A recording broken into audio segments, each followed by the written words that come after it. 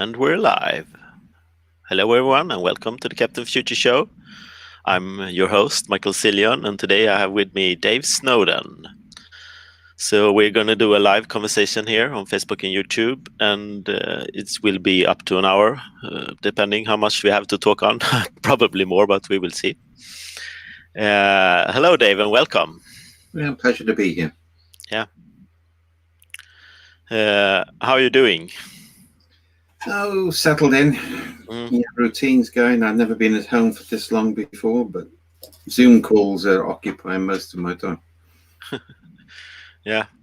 Do you do a lot of talks and interviews, or what type of calls? Some are client calls. I've been doing a fair number of podcasts. There's a sort of sudden surge in demand for those at the moment. We've got our own online training, which we've shifted from physical to virtual. So I've got, I think, unit 4 of 6 this afternoon. So it's a mixture. Yeah. Cool. So maybe you can give a short introduction for everyone who doesn't know Dave Snowden yet. Who is Dave Snowden? I've got various hats. I mean, I'm director of the Canarian Centre and chief scientific officer of Cognitive Edge. Focus of both is on the application of natural science to human systems. So kind of like we rejected some years ago the whole idea of inductive reasoning or case-based approaches because it's too context specific. And instead we started to use complexity science, cognitive science, the biological end of anthropology to create an approach to method and tool development which we can have some effectively academic rigor behind. So that's what we do as an organization. And I'm probably best known as the originator of the Canarian framework, which is used for decision support and a variety of uses. Yeah. So let's start with Canarian now. What's the history behind the framework and the name? There's so many pieces, so many people pronounce it wrong, I guess, also. Well, the Welsh is not spoken by a large number of people in the world, though it is phonetic as a language. So once you get the phonetics, it's fine. It's actually 21 years old this October and something approximating its current form, i.e. the 5-domain framework. So the way Canarian actually works is it identifies 5 states. Ones where there's a clear and obvious relationship between cause and effect. One where the relationship is complicated, so it's probably understood by experts, but not necessarily the decision maker. Ones where it's complex, where there are many possibilities and there's no cause and effect relationship. So you have to do parallel experiments to see what's possible. Chaos, which if it's accidentally entered is a crisis, but deliberately entered can be a source of novelty. And then the final 5th domain, which everybody forgets about, which is sort of confused, which is a state of not knowing which type of system you're in. So the essence of Canarian is to say, where are you? And then different tools and different methods will work in different domains. That's the basic principle behind it. Yeah. So where are we in the world today, like in these crazy times? How many people are aware what's happening around them and what system they're in and what's happening, do you think? I think people are intimately aware of the sort of systems they're in. I mean, it's hovering around complex, chaotic, but it's interesting, a lot of the experts who were derided before COVID hit people are now listening to them. So one of the ways we argue is if you're in a state of what used to be called disorder is now called confused, there are sort of 5 exit routes. 6. The 6th, which you should never do, is to apply past practice or best practice in that sense. Yeah. The legitimate ones are, one is, start to realize that you've got a whole bunch of epidemiologists and people who've been telling you what to do for ages and you've been ignoring them because the cost was too high. So now you better apologize and give them some authority and some resources. So that's one exit strategy. If you've got competing expertise, so for example, a fight between behavioral scientists and epidemiologists, which is actually quite dangerous, I think, in many ways, you need to set up very fast environments in which those experts compete with each other for the decision makers' attention. Then you have to make resolutions about what you do. If you're the third movement, if you're really comfortable that you've identified all the possible ways forward, then you start to run parallel safe to fail experiments in each of those areas to see what's possible.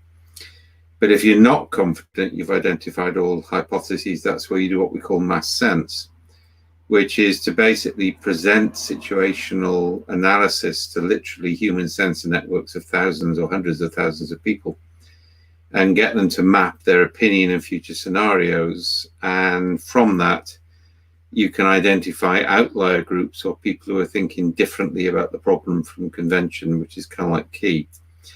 And it's worth mentioning the famous experiment on that. If you give radiologists a batch of x-rays, and on the final x-ray, you put a picture of a gorilla in plain sight, which is 48 times the size of a cancer nodule, and you ask radiologists to report anomalies, 83% don't report the gorilla even though their eyes scan it.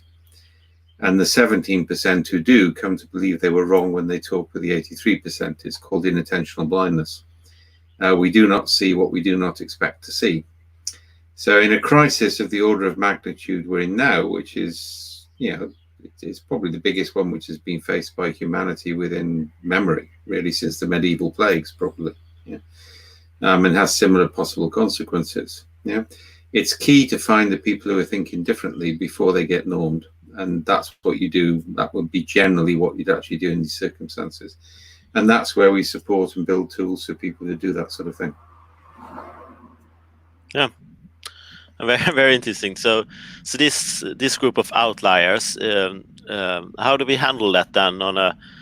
Should we handle it on a national level, global level, local level? Where does this story of the outliers come in? I think probably in complexity is called fractality. So things are self-similar at different levels. So if you don't create issues or problems proximate to people's daily lived experience, you won't get engagement of the population. But you've also got to do things at a national and international level to change constraints. Now, one of the things I've been arguing on a whole series of forums is that COVID is kind of like God's gift to humanity because it's a wake-up call. This is a plague of sorts which may kill, well, anywhere between 5 and 20% based on which estimate you take in terms of actual deaths from COVID, consequential deaths from neglected disease detection, and deaths from poverty and starvation. So it's going to have a major culling effect on humanity, but it's not as serious as some diseases could be, and none of it is as serious as global warming. So it's a chance to get our act together, both nationally, internationally, and locally. But the sort of blame culture that you'll see in the populist countries, the US, UK, Hungary, Brazil, states with a highly populist government who are really up shit creek without the proverbial paddle at the moment because they thought they could just run with things. And they're trying to find people to blame, like the WHO or the UN. So this attempt at blame deflection could actually put humanity in a more difficult place downstream if we don't do something about it. Yeah. So it's like you said, it's a very serious matter, and it's a chance to get our act together. What are the possibilities for people that you and your framework, Kinefin, and you're thinking about to help people get their act together then? Several ways. I mean, we're running a program with the UN at the moment, which will complete this week, to take a narrative-based approach to post-pandemic futures. And we've also got people in multiple levels of management in the health service and in government worldwide doing a lessons learned capture in the short term, because if you need to do lessons learned while the crisis is on. Once the crisis is over, what's called retrospective coherence will click in, and the needs of the present will override learning from the past. So a lot of the work we're doing at the moment is to allow real-time lessons learned and recording of observations and practices. And we're seeing, for example, within the health service that people don't want to go back to the old forms of bureaucracy. They want the sort of freedom they've got at the moment. But we're also seeing blame cultures arising. So I think a lot of this is lessons learned auto-generation. But the other work we've been doing, and I argued 8 years ago that we needed this in case we ever had a pandemic, so I was very prophetic then. But some of the work we've been doing in Wales, in Sweden, in Colombia, in Singapore, in Pakistan and elsewhere, is to use young children or young adults as ethnographers to their own society. Because we need to start to view the past, present, and future through the eyes of those who will have to live the future. And we need to see what sort of visions or possibilities they've got. And that's a big project we've been running, which is now sort of ramping up a bit. I think the other thing is that COVID has created an awareness of some things. So, for example, the neoliberal argument for years has been that money is a limiting factor and therefore we have to constrain. Well, now we've got a real crisis. Money isn't a limiting factor. I mean, our former British Prime Minister said there's no magic money tree. Well, at the moment, governments worldwide are planting magic money forests on every available space. So we now know that under certain contexts, money is not a constraint.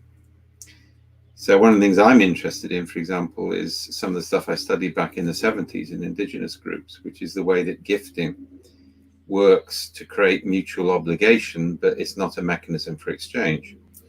And there's no theoretical reason why free at the point of entry healthcare shouldn't be a universal. And if we get more pandemics, it's going to be critical, because if you haven't got a health structure which is geared up for mass engagement with novel problems, you're in a nightmare, and the private sector just can't do that. I mean, look at the way that private hospitals have suddenly been nationalized. So what I'm hoping is we get a sort of radical re-examination of the role of the state, and particularly the use of money as a constraint. Yeah, I think that's kind of like something key. I think the other thing that we're starting to explore is the notion of sacrifice. Because one of the things that people have done during COVID is they've accepted the need, for example, to stay at home, and sacrificed, being with relatives when they died, which is kind of like serious, right? Or all sorts of things. Which is why the current argument in the UK about the Prime Minister's advisor who broke every rule he set is causing so much anger. Because he wasn't prepared to accept a sacrifice, that he was one of those people who imposed it on people. The hypocrisy there is dangerous. And Terry Eagleton wrote a really good book called Radical Sacrifice, which I'm recommending to people at the moment. Because if we're going to cope with things like global warming and cope with the economic consequences of COVID, then the concept of sacrifice, to some extent, the theological concept of grace start to come into operation, albeit within a secular community. So I think this is genuinely attempts to rethink and reimagine. The danger is it becomes what I call New Age fluffy bunnies. So we get sort of visionary, statements about an idealized future utopia. And utopias nearly always end up as dystopias. So I think we need a harsh realism to this. Which is why, for example, one of the things we've done, which is called transgenerational pairing, is linking young people with older people to come up with ideas within their community about things which will make a difference. So the idealism of youth, the pragmatism of old age. And we need to start to do much more of that, because we need to change what we call a dispositional state, i.e. the way that things are working. We need to reduce the dependency on state initiatives and increase local initiatives. There's lots of deeply pragmatic here and now things that we can do. What we don't want is, idealism, sort of a vision of a future which we all know is impossible, but it makes us feel good when we sit and talk about it in a workshop. Yeah. But equally, you don't want the sort of ideological construct of, free market is everything. And if you look at David Chandler and others, they're actually arguing, and I agree with them, that in the current sort of level of crisis around climate change, then the old divisions between left and right, between modernists and postmodernists go out of the window. What really matters at the moment is, are you engaged with your responsibility to your community and the planet, or are you not? And kind of like after that, all other distinctions are irrelevant. Yeah, there's a lot to unpack there. So I'm going to start with, like, if someone who hears this conversation want to get involved in doing this in the right way that you see it, how should I go about it? Well, we got open platforms. So the stuff we're doing with the UNDP and UNEP at the moment on climate change and on post-COVID futures are open participation programs. People can take part in those. There'll be a series of those launched over the next few weeks. We're creating cluster modules. So, for example, the Welsh Audit Office have redeployed audit staff across Wales to act as forensic observers of lessons learned in the crisis. We're packing that up for other governments and for not-for-profit groups and for housing associations and tenants associations. Yeah, kind of like basically a sort of cost-only level so that we can deploy quickly.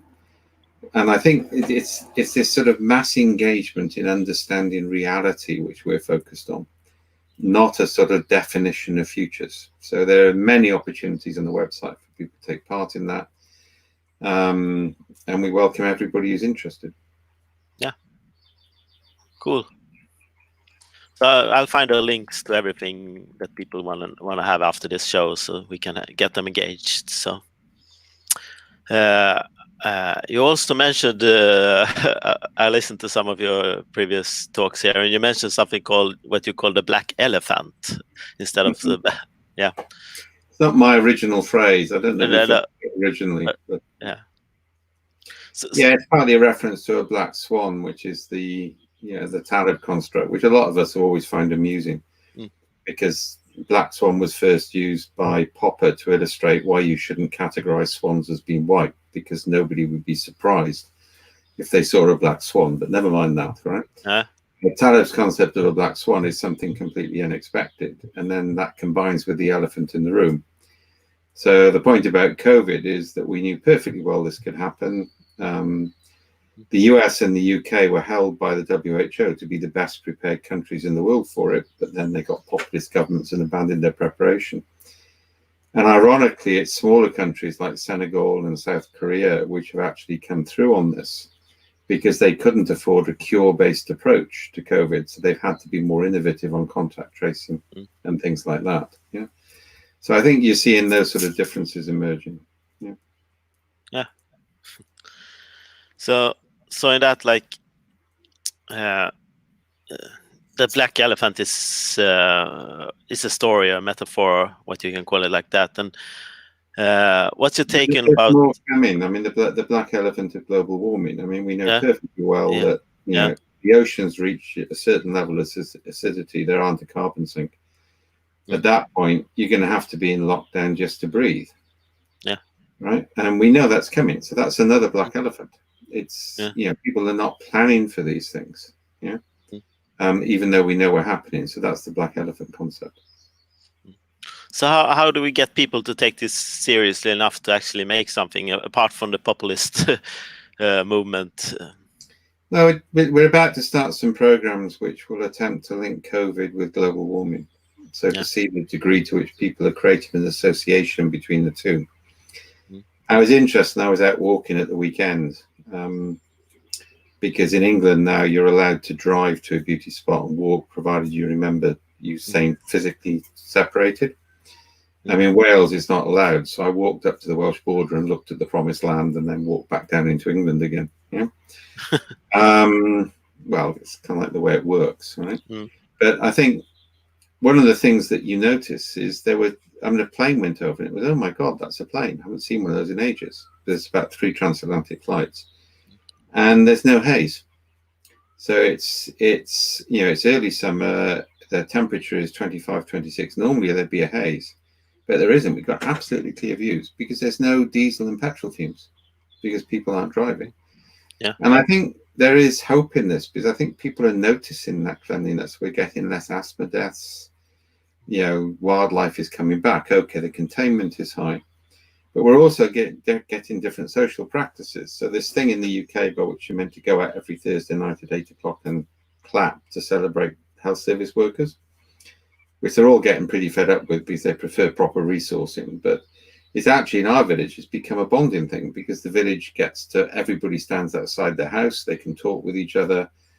Sometimes there are deck chairs and gin and tonic. So you're getting different types of social relationship emerging.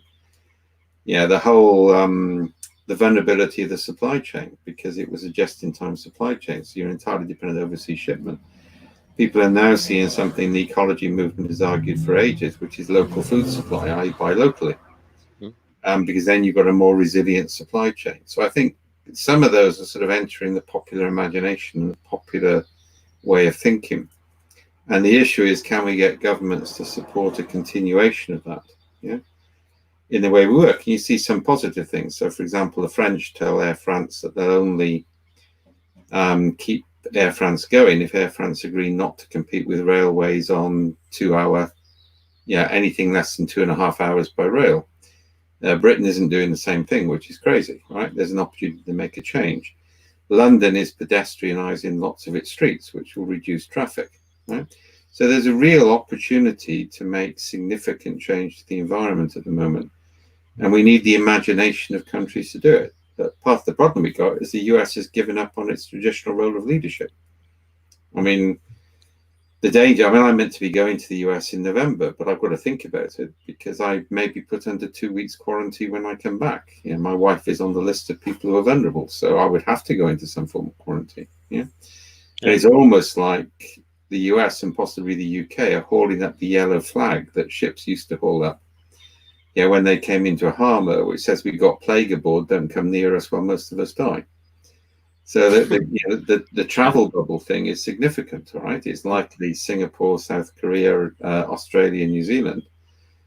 China will create a travel bubble which will allow travel, but they won't allow immigration from states which haven't taken the proper care and precaution on this. We're still not sure whether there'll be a vaccine. We're still not sure how long it will last. COVID has more ways of killing people than anything we've seen before, so it's something novel. So I think you're going to start to get a realignment. You'll start to see Europe will reorientate towards China because of the failure of leadership of the US. Trump's attempt to blame the WHO and withdraw funding is just quite appalling. It's just irresponsible beyond belief. But it might ironically get him re-elected. So I think you may see a reorientation, i.e., you look at it, small countries have managed to keep their death rates down. The UK is rising probably up to 50, 60,000 compared with, under 1,000, I think, in some countries around the world, which have taken a different approach. So where's industry going to put its money? Where it can guarantee a labour force because the governments are prepared to take hard decisions early. So I think we're going to see a massive realignment. I'm just not sure what form it will take. Very interesting. I have a question from Bartola here online. So he says, what are the underlying various ideas in your models? It's what we call Anthro Complexity. So it's complex adaptive systems theory, but with the sort of novel idea that human beings aren't ants, because you see a lot of the modeling, the computational approaches, normally associated with people like Santa Fe, basically assume you've got multiple agents responding to stimulus, and that gives you the ability to create model. One of the things we argue is that human beings have intelligence, change their identity, and have intentionality. So that means that complexity in human beings is a level above that you see in nature. And so that's why we combine cognitive neuroscience, biological endoanthropology, complexity science. So those are the basic theories which underpin what we do. You can then develop on from that. So, for example, for me, tropes in narrative, which is a much better concept than memes. A trope is a pattern of multiple small anecdotes which sort of suck people in, which they can't escape. They're the same thing as in complexity, strange attractors, the same thing as you see in Deleuzian epistemology as an assemblage. So we can start to do some transdisciplinary stitching, and we do a lot of transdisciplinary work. So how is this field progressing, the study of complexity theory and everything? Like, the only people I've had very few sources of this. I listen to a lot of mainstream news and everything, and this is still not current in the main conversation. So no, it isn't. But I mean, systems thinking went from purely academic to dominant paradigm in about 5 years when you go back to the 80s.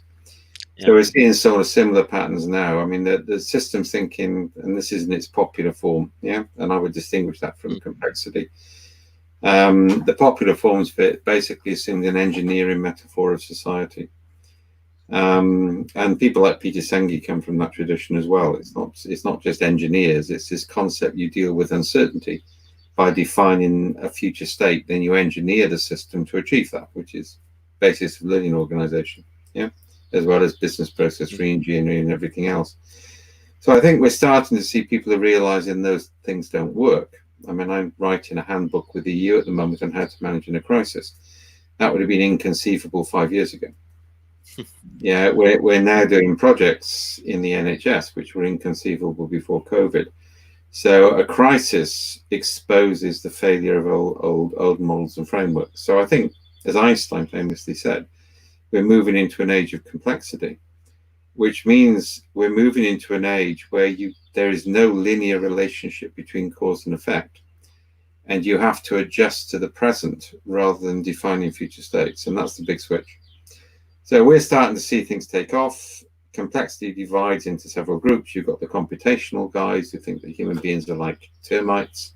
They can be modeled, right? You've got the complexity as a metaphor people who I think are deeply problematic because they're just using new language, for old ideas. I mean, Nora Bateson and I were completely agreed on this when we were in Malmo when you were there.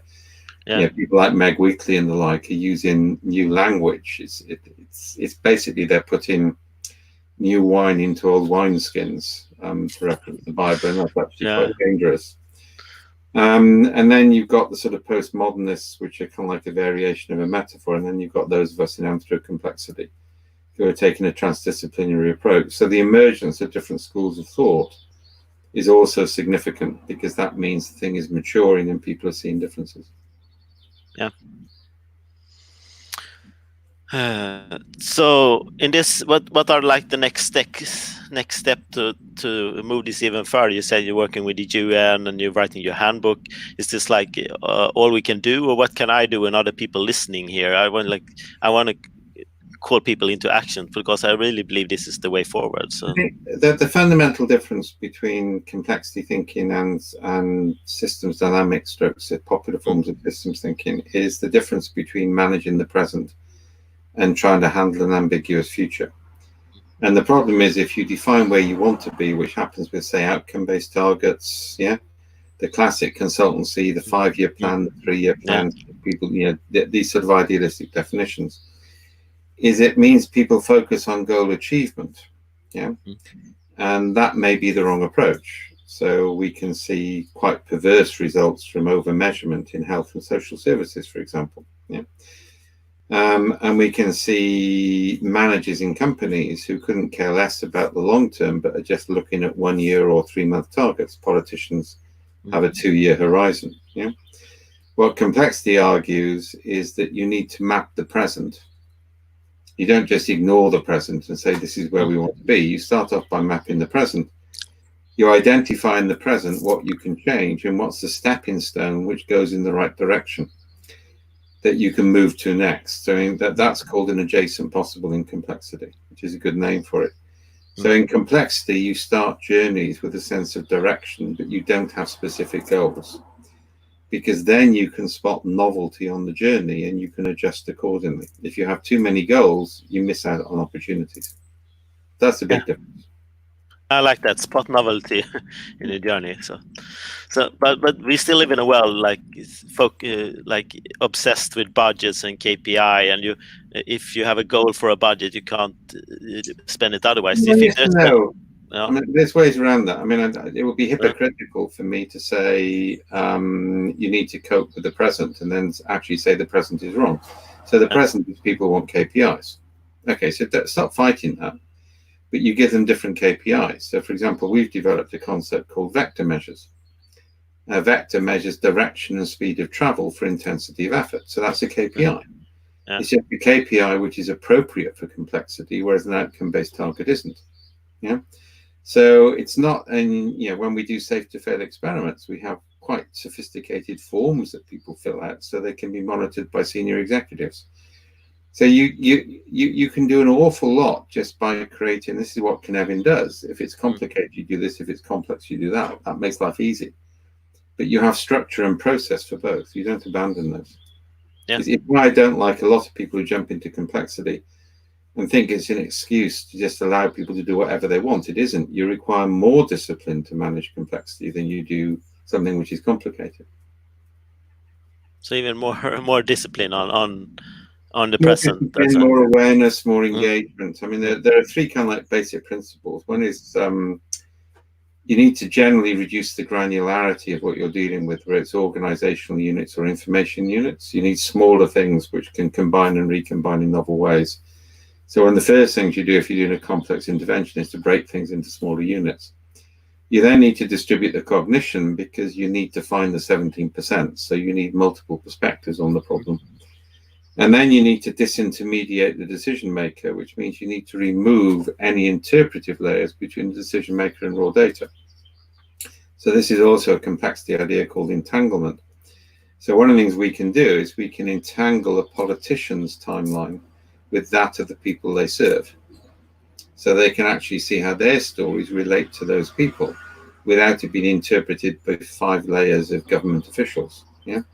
So, optimize the granularity, distribute the cognition, disintermediate the decision makers.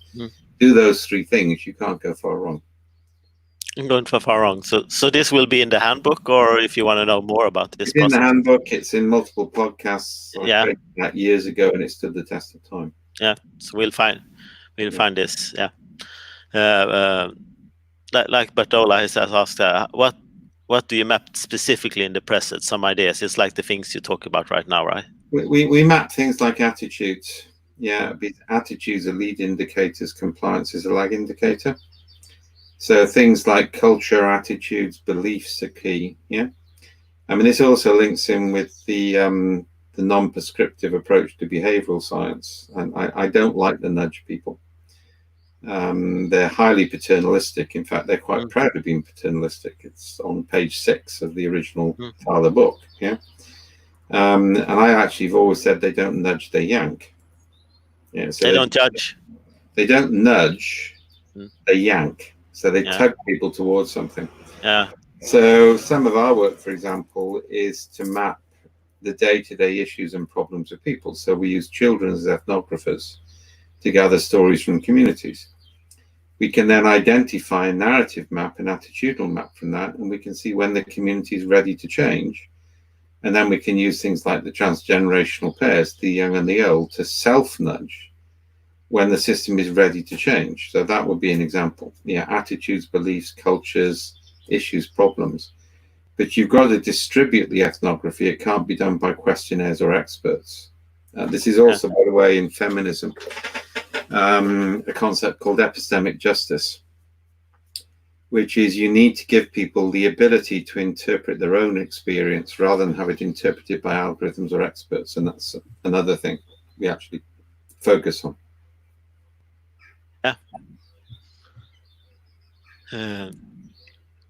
There's a lot to unpack here, so let's just spend about 1 minute on the 3 things you said. Reduce granularity. Well, if you explain that more to people to understand it. So. Okay, so if you're dealing with organizational units, there are sort of 4 or 5 magic numbers: 5, 15, 50, 150. Yeah. So 5 is a cognitive limit of short-term to long-term memory transfer. And if you look at it, crisis management teams tend to be that small. You very rarely see a crisis management team with more than 3 or 4 people on it at the core, because the cognitive load of handling more trusted relationships that is incredible. Yeah, 15 is the natural limit on trust. 50 or 150 in different contexts are limits on the number of people who you can have some knowledge of their capability. So one of the things we recommend is in a crisis, you get rid of the hierarchy temporarily and you drop people into smaller units with overlapping members, because then the units can combine and recombine in novel ways, which also means, for example, you stimulate the formation of informal trusted networks across the organization, which is a key kind of like scaffolding around which you can build the group. So that's one thing. Information units. We do something called narrative enhanced doctrine. So famous case on this, Singapore worked out exactly what they should do in a hijacking, and then they had an aircraft hijacked. And somebody got out the manual, and it was like 700 pages. So they couldn't read it, so they threw it in the bin and had hot. Right? Yeah. So one thing we developed originally with West Point is what's called narrative enhanced doctrine. So you have written documents, but there are multiple HTML links to real stories of people actually doing the work. So anecdotal data is more valuable to people in a crisis than structured data. And of course, it's more finely grained. Yeah. Okay, yeah. There are information organizations, generally smaller, but certainly finely grained, define the way that the things interact so that they can combine and recombine in novel ways. Yeah, a little bit more clear than that. And redistribute cognition then. That's the epistemic justice thing. So the way we work with ethnography is people interpret their own narratives. So we don't allow them to be interpreted or their own observational data. So we capture observations and narratives. And they're self-interpreted at the point of origin by the person who contributes the material, which means they add layers of meaning. What we don't have is Likert scales where people know what answer you want, or transcription where the expert's tags, or worse still, AI. The trouble with artificial intelligence, the big data problem, right, is that the training data sets are biased by the people who create them. So distributed cognition means to enable that interpretation. It also allows us to do something, for example, like to present a description of the situation to our entire workforce and then produce a fitness landscape within 1 minute as soon as they've all responded, which shows the dominant views, the outlier views, the areas of coherence, something we originally developed for conflict resolution, which brings your attention immediately to outliers. So I'm keeping my decision-making in the center, but I'm distributing the interpretive process so I can see multiple perspectives. So that do people, like when people self-interpret their own narrative, how do we give people the tools to do that? So like, I know we do that with the product we developed called SenseMaker, and we have a method there for interpretation which is patented, but we make available to NGOs and other people like that. So I run the non-commercial side of Cognitive Edge now. Somebody else runs the commercial side. And then we have the last part, intermediate decision making, you said, right? Disintermediate. Disintermediate, yeah. What that means is you don't want interpretive layers. So, for example, the systems we create with children's ethnographers means a politician can look at a pattern for the entire country, can click on an aspect of the pattern, say an outlier, and can read the raw stories gathered by the children without civil servants interpreting it. That's called disintermediation. Okay, software development, it means a programmer looks at anecdotes without them being condensed into an epic or story points. So it's the ability to look at raw data without secondary or tertiary interpretation. And in times of COVID and Corona, now how do we make children meet the old people? Do we use in times like this? Well, virtually or physically, all right. I mean, we're coming out of lockdown. Kids are less vulnerable. They're likely to be going back to school. Yeah. Their grandparents are learning to work virtually as well as physically. We're doing work, for example, at the moment in old people's homes to actually link their stories with the stories of their families because they can't visit, so that they can share the narrative for them. So there's lots of different ways of doing this. Yeah, it's just, and the good news is it's a lot cheaper than conventional research because you're using your whole workforce effectively as a market research group rather than having to pay somebody to do it, and you've got it available in real time. Yeah.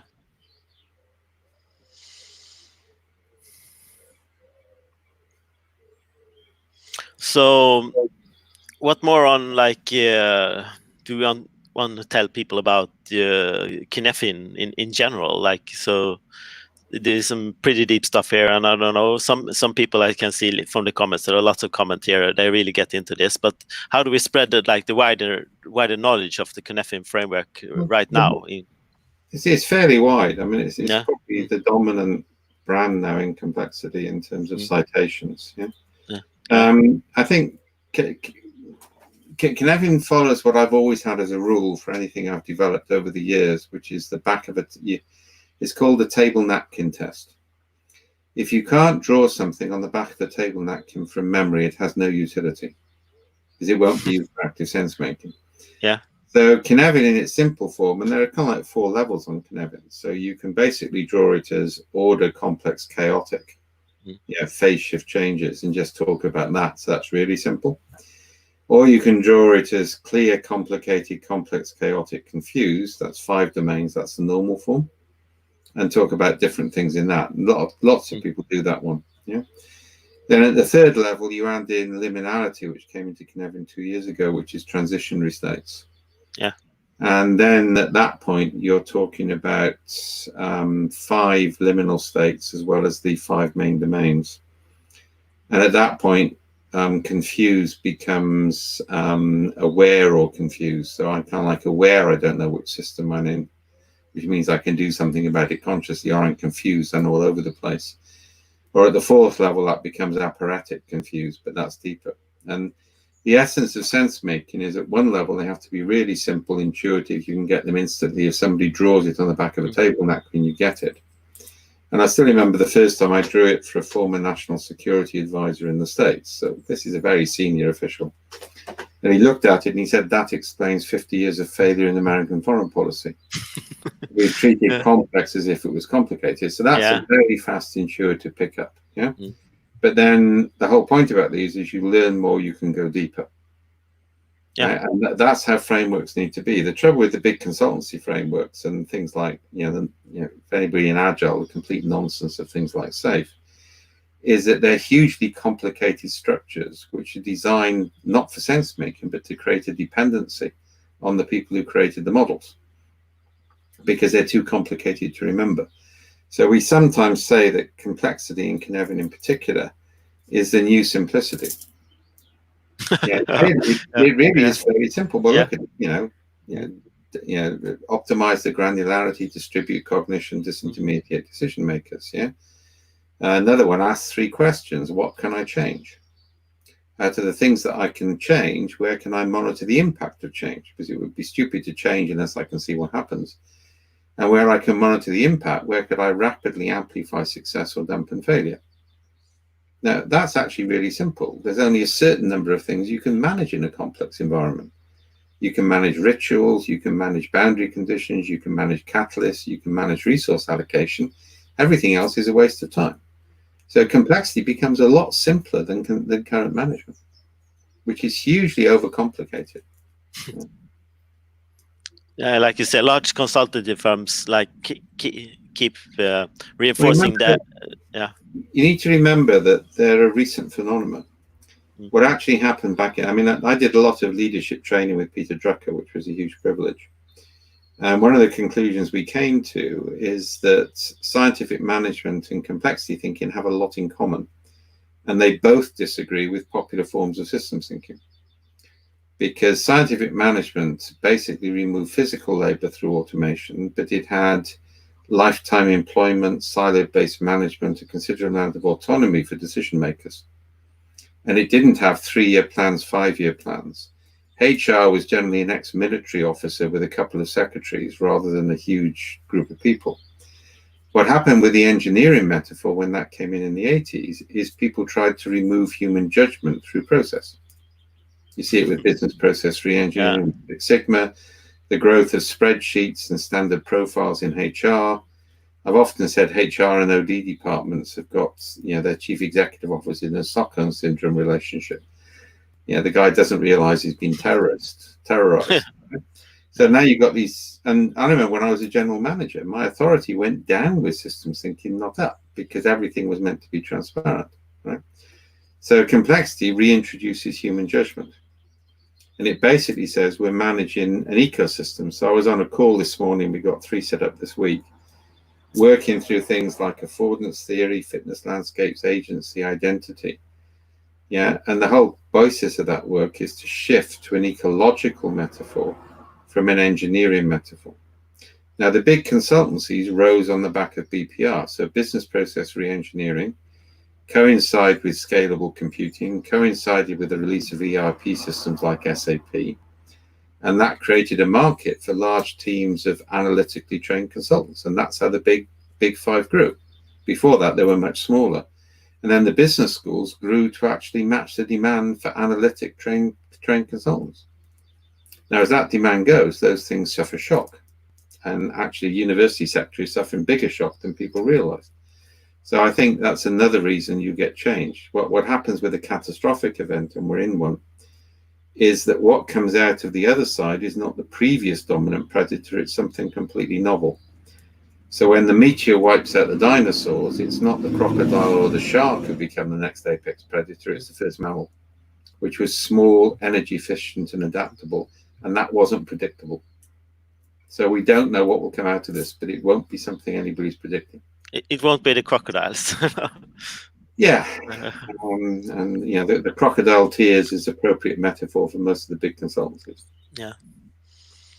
So I'm a big fan of storytelling, and I also know you're a therapeutic fan as me. So how can we use modern fiction and storytelling to propagate these ideas as well? How do you have any ideas about that? Yeah, I knew Terry is a great loss. Yeah. I think first of all you need to distinguish. A lot of people in the organizational storytelling movement, I think, have problems because they want stories rather than anecdotes. Mm. Most people don't tell stories. That's something professional storytellers do. Yeah, most people use anecdotal experiences, which is what we capture and we allow people to self-interpret. So most narrative work is mainly anecdotal, not storytelling. Yeah. When people say things like we need to create a new narrative, I get really nervous because that's kind of like replacing the animals have revolted, but now the pigs look just like the farmers towards the end. If you remember Animal Farm, you've just changed the dominance. Yeah. But I think we teach a lot of storytelling skills. We teach things about archetypes, but we basically teach social construction, which is not the same thing as social constructivism. Yeah, so a dynamic construction of communication through assembling anecdotes is kind of like a key thing on this. Yeah, narrative is a halfway house between explicit and tacit knowledge. So gathering people's experiential narrative is a form of knowledge management. Yeah, but you've got to break the dependency that facilitators have on being the facilitator. So there's always been a criticism of participative action review, participative action research, in that it privileges the culture of the facilitator. And I've seen loads of facilitators in workshops who basically privilege people who match what the facilitator thinks is desirable. They get their rocks off on being the person to capture and interpret stories. We originally developed a lot of this in Denmark, so we could facilitate in English, but people would speak in Danish. So we wanted to remove the facilitator completely from interfering in content and basically allow people's own opinions to come through. We created something called the 3 facilitator rule, by which one facilitator leads, one monitors, and the other's outside doing email or something. The minute the monitoring realizes the first one is influencing the group, they stand up, at which point they do a swap. First facilitator leaves the room, third one comes in to monitor the second. Yet nobody survives more than 15 minutes before they get taken out. Yeah. And if you look at how many groups have the same facilitator for 2 or 3 days, and that person has excessive influence. So we've been working to get rid of that as an influencing factor. It's very interesting, like you said, how do we propagate that further? Also, the awareness around that, because I know a lot of facilitators, and I am one myself sometimes. So. Nothing wrong with facilitation in concept, right? Yeah. But it's excessive, all right? So your primary interpretation needs to be distributed. Because if you have a facilitated, it's like PAR as an example, there's lots of facilitated techniques. But basically, the facilitator will privilege some things over other things, and they will see some things and not see other things. And the facilitator is in a position of power. Now, this is nothing wrong about the facilitator, it's just life. Inattentional blindness means you will see what you expect to see. Yeah, which is why we use 3 facilitators, not 1, when we do it. Yeah, or we put some control on it. But there's a huge amount you can do with self-facilitation to do the initial screening and construct before you move into full-time professional. So one of the ones we're working on at the moment is citizen assemblies. Yeah, now citizen assemblies are fairly novel, so they're kind of like working. Novel things always work. You need to be cautious. So they select a sample of people which is representative, and then there's a facilitation process for people to discuss it, and that's all good stuff. Yeah. But we can use citizen journalists to actually inform the selection and inform the initial discussion. And then during the discussion, rather than it just being the group, you can do mass consultation of the people they represent and show different patterns. So this is a both and proposition, not an either or. Yeah. So it's use things in their appropriate context.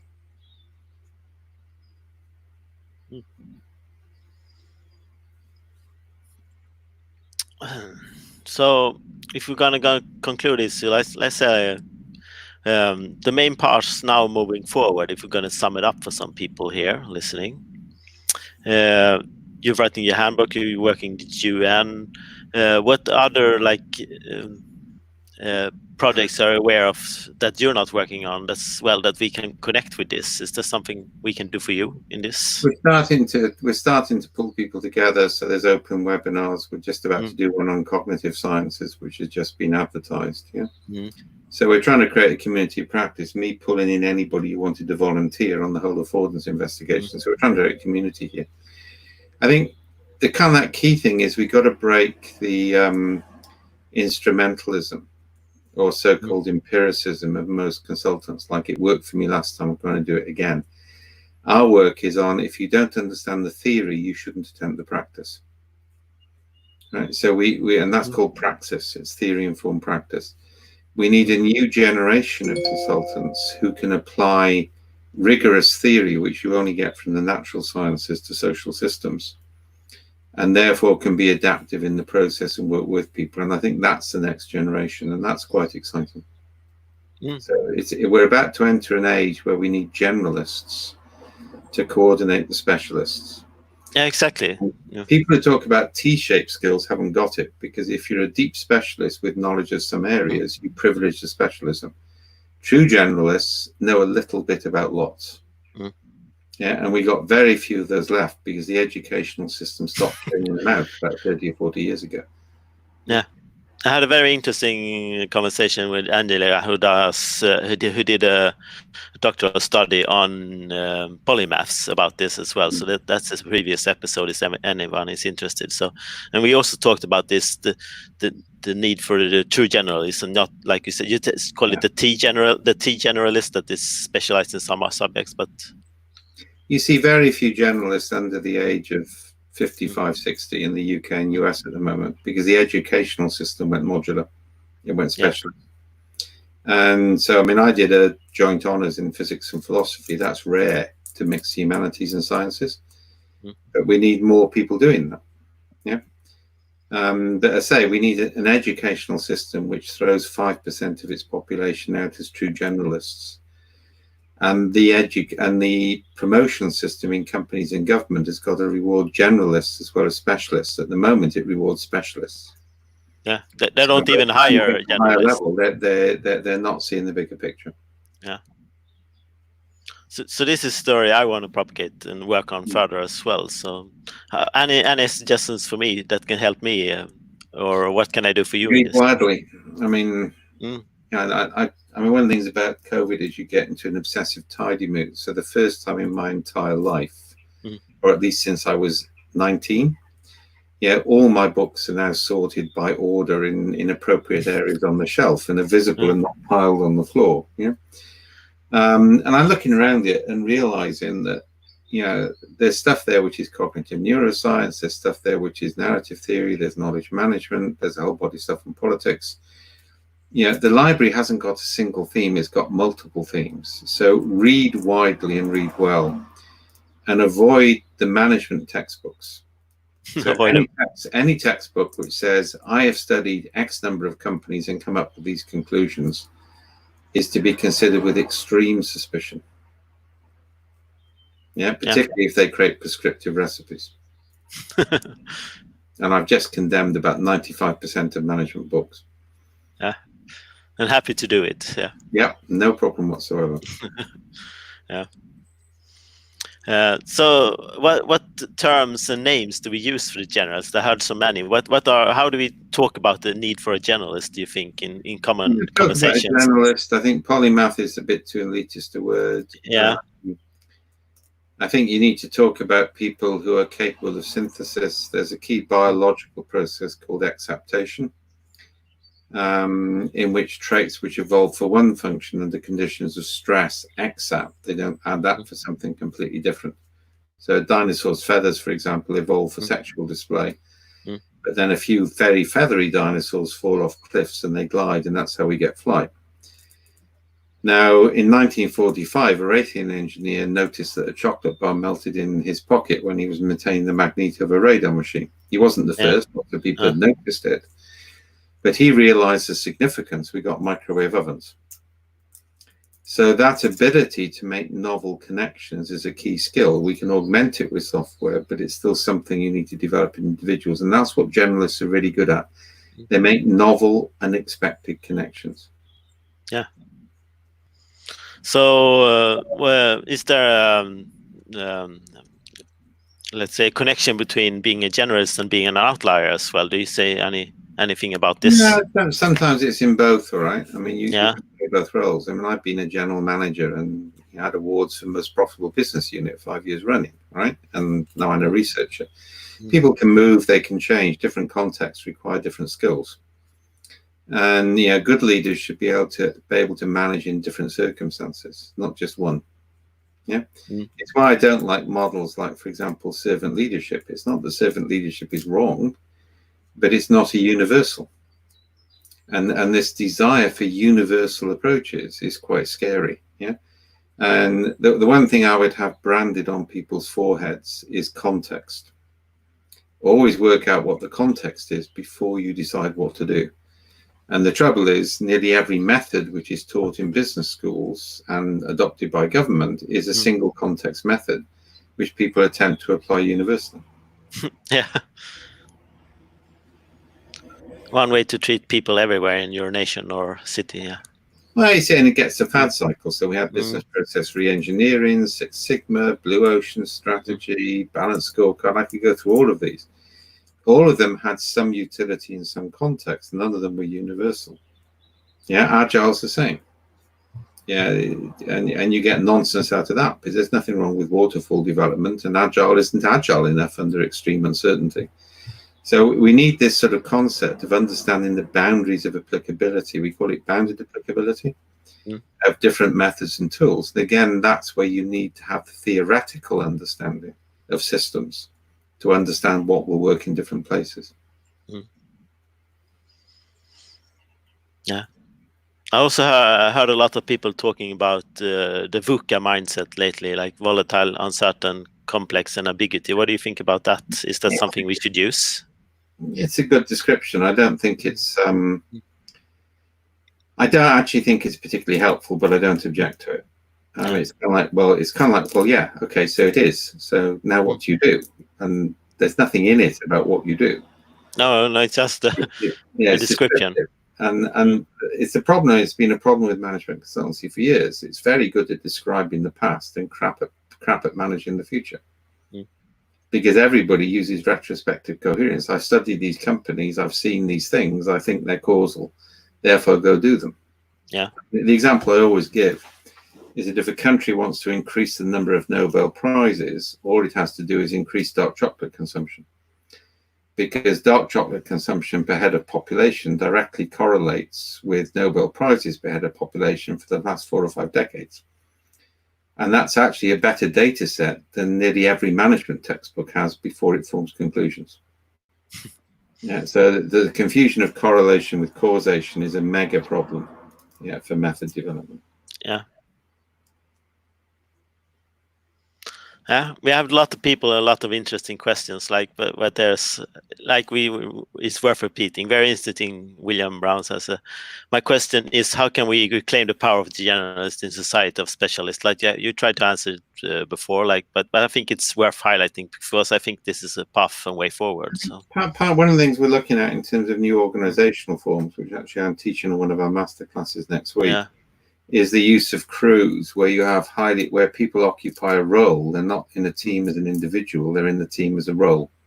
So that's one of the ways. Crews are by definition generalist because people are trained in role and role expectations. So crews manage, and crews admit failure, whereas teams don't. Yeah, because it's the role doing it. So there are ways around that. There are techniques like social network stimulation and trios, which actually build in a scientific way your informal network connectivity so that people can connect across disciplines based on other interests. Yeah, and you can do some silly things on that. I once created teams based on which football club you supported. And by definition, they were transdisciplinary, but they had something in common they could talk about. So then you got the integration. So there are tools and techniques you can use here. Yeah. I think that's about concluded. So, like your final message to people moving forward now, what's happening next? What we do? Read, think, and act. Yeah. Read, think, and act. Yeah. That's certainly something I do all days, all week now. So. Yeah. So it has been a pleasure, Dave. Yeah. Nice to see you virtually as opposed to across a room in Malmo. Yeah. Yeah. That was my last foreign trip. Yeah. Yeah. Yeah.